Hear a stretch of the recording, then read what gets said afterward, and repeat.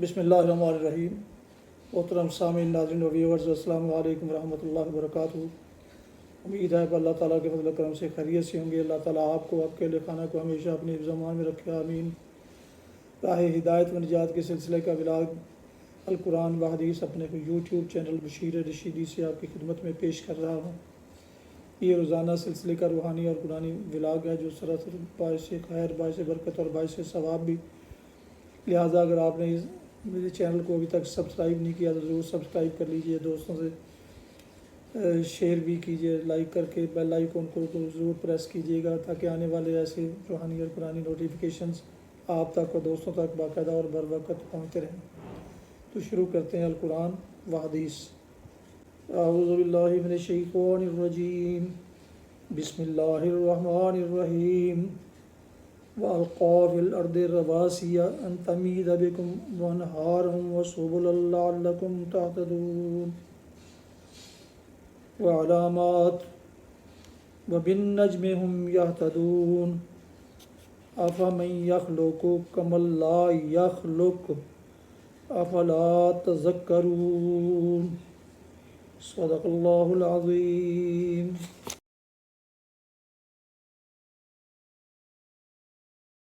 ابھی آپ نے سورہ نحل کی آیات مبارکہ 15 تا 17 کی تلاوت سماعت فرمائی، اس کا اردو ترجمہ پیش کرتا ہوں۔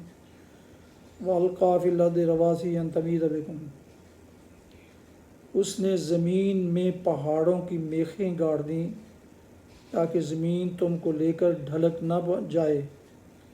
اس نے دریا جاری کیے اور قدرتی راستے بنائے تاکہ تم ہدایت پاؤ۔ اس نے زمین میں راستہ بنانے والی علامتیں رکھ دیں اور تاروں سے بھی لوگ ہدایت پاتے ہیں۔ پھر کیا وہ جو پیدا کرتا ہے اور وہ جو کچھ بھی پیدا نہیں کرتے دونوں یکساں ہیں؟ کیا تم ہوش میں نہیں آتے؟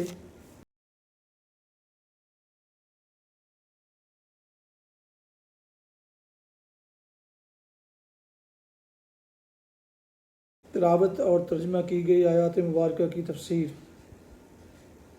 اس نے زمین میں پہاڑوں کی میخیں گاڑ دیں تاکہ زمین تم کو لے کر ڈھلک نہ جائے۔ اس سے معلوم ہوتا ہے کہ سطح زمین پر پہاڑوں کے غبار کا اصل فائدہ یہ ہے کہ اس کی وجہ سے زمین کی گردش اور اس کی رفتار میں انضباط پیدا ہوتا ہے۔ قرآن مجید میں متعدد مقامات پر پہاڑوں کے اس فائدے کو نمایاں کر کے بتایا گیا ہے، جس سے ہم یہ سمجھتے ہیں کہ دوسرے تمام فائدے ضمنی ہیں۔ دراصل فائدہ یہی حرکت زمین کو اضطراب سے بچا کر منضبط ریگولیٹ کرنا ہے۔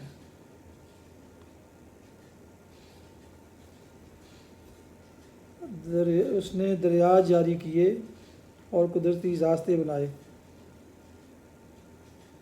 یعنی وہ راستے جو ندی نالوں اور دریاؤں کے ساتھ بنتے چلے جاتے ہیں۔ ان قدرتی راستوں کی اہمیت خصوصیت کے ساتھ پہاڑی علاقوں میں محسوس ہوتی ہے، اگرچہ میدانی علاقوں میں بھی وہ کچھ کم اہم نہیں ہیں۔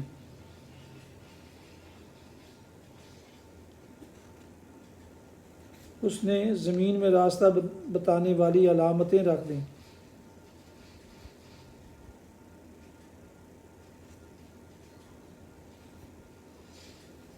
یعنی خدا نے ساری زمین بالکل یکساں بنا کر نہیں رکھ دی، بلکہ ہر خطے کو مختلف امتیازی علامات، لینڈ مارکس سے ممتاز کیا، جس کے بہت سے دوسرے فوائد کے ساتھ ایک فائدہ یہ بھی ہے کہ آدمی اپنے راستے اور اپنی منزل مقصود کو الگ پہچان لیتا ہے۔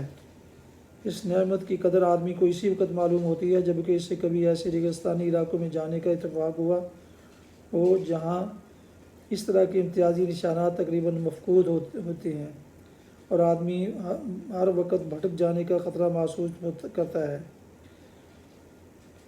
اس سے بھی بڑھ کر بحری سفر میں آدمی کو اس عظیم الشان نعمت کا احساس ہوتا ہے، کیونکہ وہاں نشانات راہ بالکل ہی مفقود ہوتے ہیں، لیکن صحراؤں اور سمندروں میں بھی اللہ نے انسان کی رہنمائی کا ایک فطری انتظام کر رکھا ہے، اور وہ ہیں تارے۔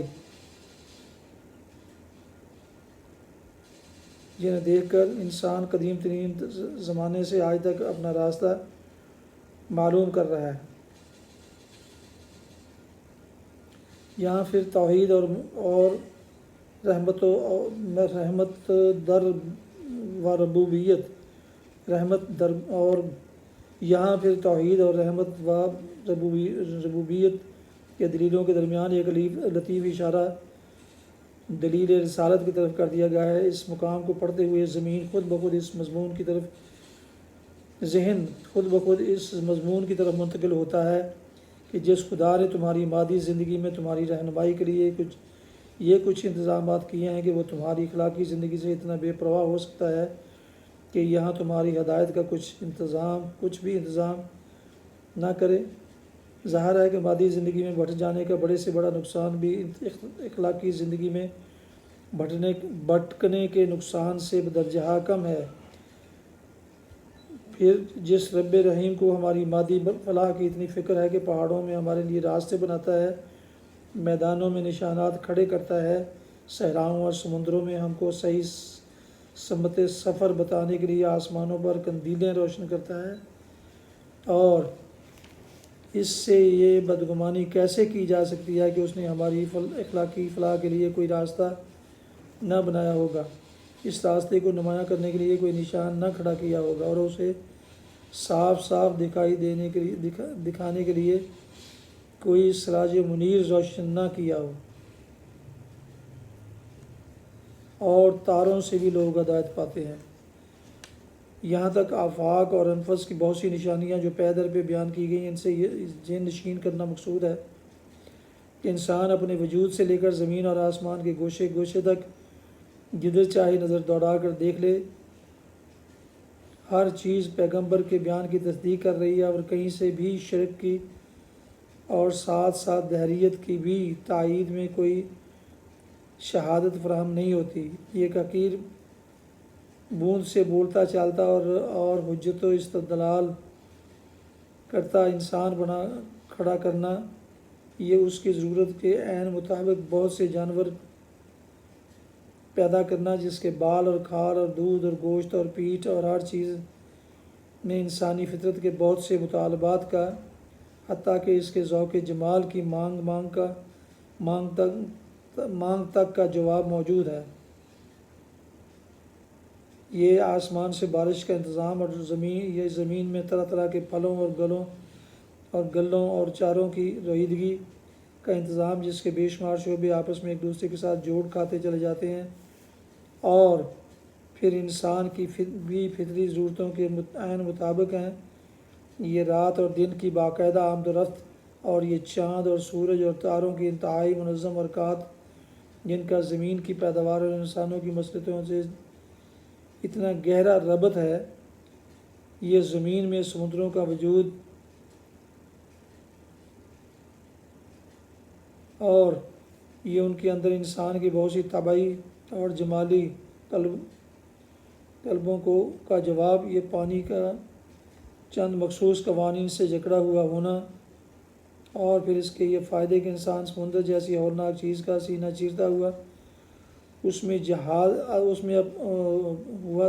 میں اپنے جہاز چلاتا ہے، اور ایک ملک سے دوسرے ملک تک سفر اور تجارت کرتا ہے، اور یہ دھرتی کے سینوں پر پہاڑوں کے غبار، اور یہ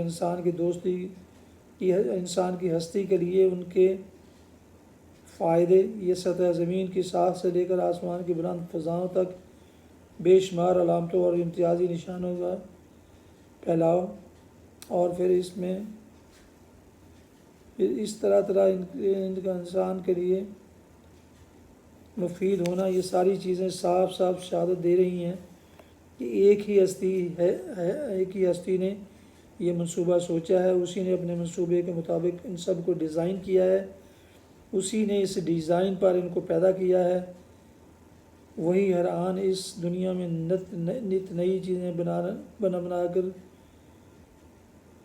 اس طرح لا رہا ہے کہ مجموعی اسکیم اور اس کے نظم میں ذرا فرق نہیں آتا، اور وہی زمین سے لے کر آسمانوں تک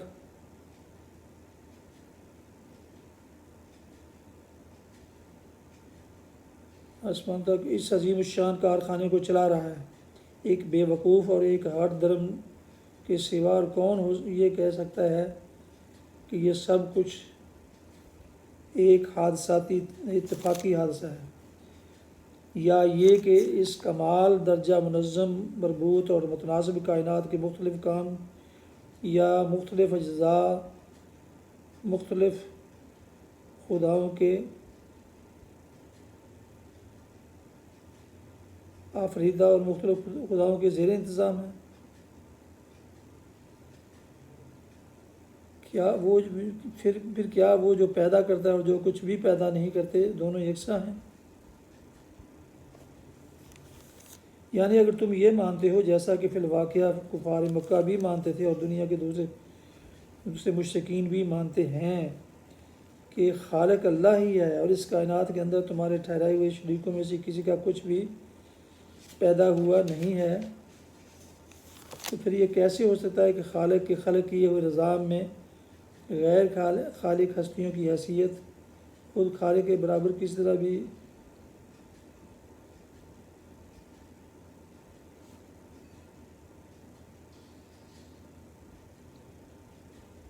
خالق کے خلق کیے ہوئے نظام میں غیر خالق ہستیوں کی حیثیت اور خود خالق کے برابر یا کسی طرح بھی اس کے مانند ہو کیوں کر ممکن ہے کہ اپنی خلق کی ہوئی کائنات میں جو اختیارات خالق کے ہیں وہی ان غیر خالقوں کے بھی ہوں، اور اپنی مخلوق پر جو حقوق خالق کو حاصل ہیں وہی حقوق غیر خالقوں کو بھی حاصل ہوں؟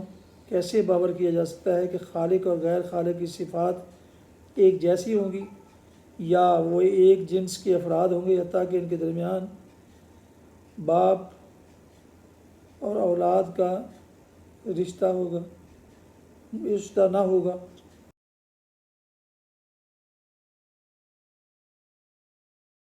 حدیث مبارکہ۔ حضرت ابو ہریرہ رضی اللہ عنہ سے روایت ہے، رسول اللہ صلی اللہ علیہ وسلم نے فرمایا، قیامت اس وقت تک قائم نہیں ہوگی جب تک مسلمانوں کی یہودیوں سے جنگ نہیں ہوگی، حتیٰ کہ اس جنگ میں یہودی پتھر یا درخت کے پیچھے بھی چھپے گا تو وہ پتھر اور درخت بول اٹھے گا کہ اے مسلمان، یہ یہودی میرے پیچھے ہے، اس کو مار، سوائے غرقد کے درخت کے، یعنی وہ نہیں بتلائے گا اس لیے کہ وہ یہودیوں کا درخت ہے۔ حدیث صحیح بخاری کی کتاب الجہاد، حدیث نمبر 2926۔ فوائد۔ غرقد ایک کانٹے دار درخت ہے جو بیت المقدس کے علاقے میں معروف ہے۔ اللہ تعالیٰ جس کے اندر چاہے قوت گویائی پیدا فرما سکتا ہے۔ جب اللہ تعالیٰ کو مسلمانوں کا غلبہ منظور ہوگا تو وہ درخت اور پتھر کو بھی مسلمانوں کا ہمدرد اور خیر خواہ بنا دے گا، اور وہ یہودیوں کے خلاف مسلمانوں کے ساتھ بول کر تعاون کریں گے۔ تاہم یہ جنگ کب ہوگی جس میں مسلمان سرخرو ہوں گے، اس کی بابت کچھ نہیں کہا جا سکتا، یہ غیب کی خبریں ہیں۔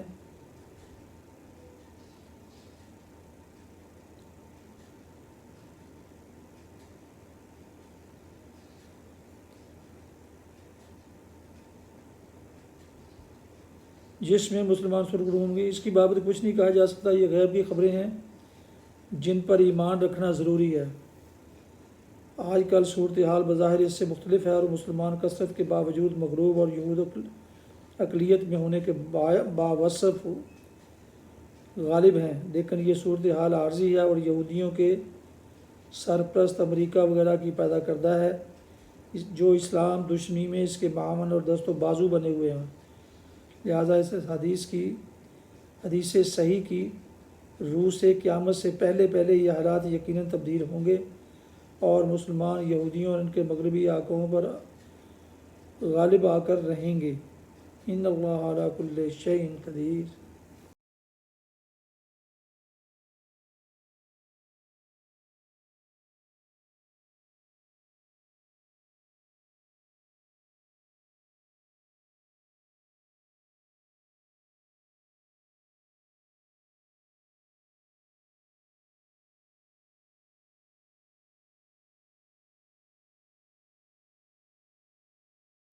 آپ سن رہے تھے اور دیکھ رہے تھے راہ ہدایت و نجات کے سلسلے کا ولاگ القرآن و حدیث، جس میں آج سورہ نحل کی آیات مبارکہ 15 تا 17 کی تلاوت، ترجمہ اور تفسیر بیان کی گئی۔ اس کے علاوہ ایک حدیث مبارکہ بھی آپ کی خدمت میں پیش کی گئی۔ اسے میں نے اپنے یوٹیوب چینل بشیر رشیدی سے آپ کی خدمت میں پیش کیا۔ یہ روزانہ سلسلے کا روحانی اور قرآنی ولاگ ہے، اور جیسا کہ پہلے عرض کیا کہ یہ باعث خیر، باعث برکت اور باعث ثواب بھی ہے، لہٰذا اگر آپ نے اسے ابھی تک سبسکرائب نہیں کیا تو ضرور سبسکرائب کیجیے گا، اور بیل آئیکن کو پریس کرنا نہ بھولیے گا، تاکہ آنے والے ایسے روحانی اور قرآنی ولاگز اور نوٹیفیکیشنز آپ کو باقاعدہ اور بر وقت پہنچتے رہیں۔ اللہ تعالیٰ آپ کا حامی و ناصر ہو۔ اللہ تعالیٰ آپ کو، آپ کے اہل خانہ کو ہمیشہ اپنی حفظ و امان میں رکھے، آمین۔ اپنی دعاؤں میں پیارے وطن، والدین، آباء و اجداد، اعزاء و اقارب، دوستوں کے علاوہ اس ناچیز کو بھی انہیں شامل فرمائیں تو انتہائی طور پر شکر گزار ہوں گا۔ آج کا ولاگ ختم کرتا ہوں اس دعا کے ساتھ کہ آپ اور آپ کے اہل خانہ جہاں بھی رہیں خوش رہیں، آباد رہیں، شاد باد رہیں، آمین۔ السلام علیکم ورحمۃ اللہ وبرکاتہ۔ پاکستان زندہ باد۔ اللہ حافظ۔